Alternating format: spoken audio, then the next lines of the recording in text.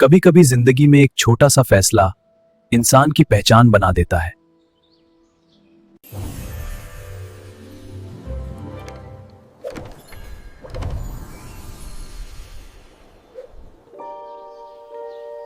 सच्चाई का इनाम।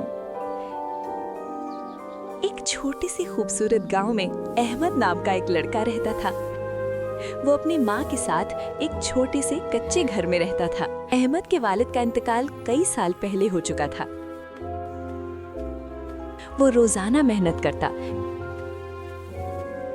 कभी लोगों के बाग में काम करता, कभी बाजार में दुकानदारों की मदद करता। उसकी छोटी छोटी मेहनत से घर का खर्च चलता था।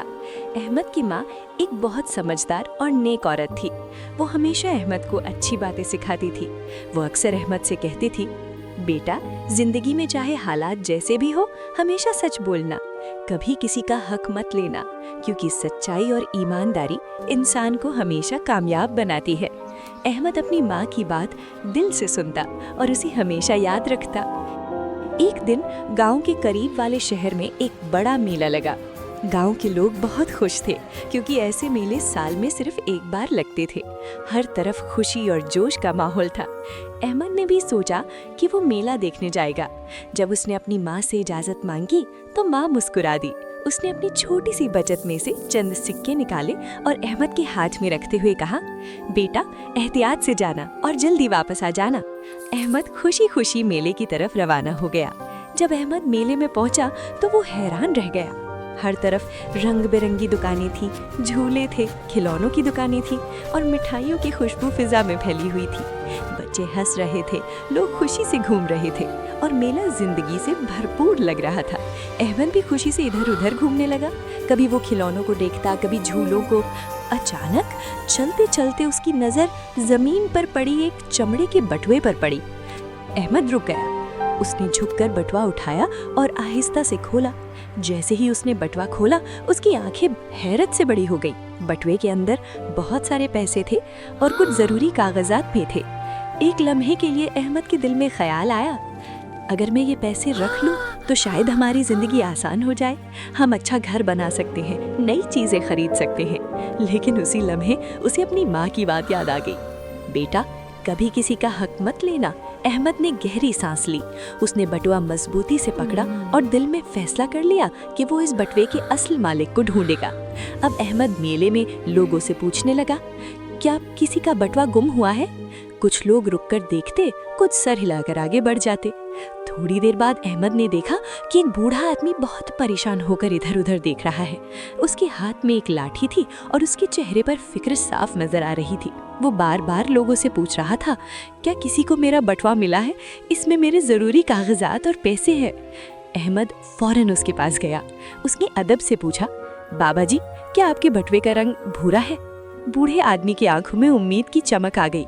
वो जल्दी से बोला, हाँ बेटा, वही है। अहमद ने मुस्कुराते हुए बटुआ निकाला और बूढ़े आदमी को दे दिया।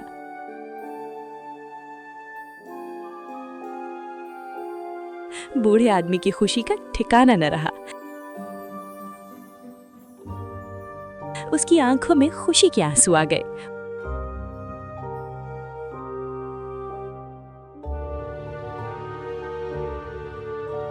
उसने अहमद का हाथ पकड़कर कहा, बेटा, तुमने मेरी बहुत बड़ी मुश्किल आसान कर दी। इन पैसों में मेरे इलाज के लिए रकम थी। अगर ये गुम हो जाती तो मुझे बहुत मुश्किल हो जाती।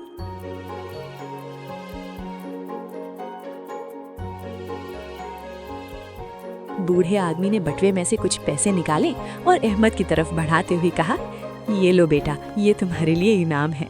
लेकिन अहमद ने मुस्कुराकर आहिस्ता से हाथ पीछे कर लिया। वो बोला, बाबा जी, मैंने तो सिर्फ अपना फर्ज अदा किया है।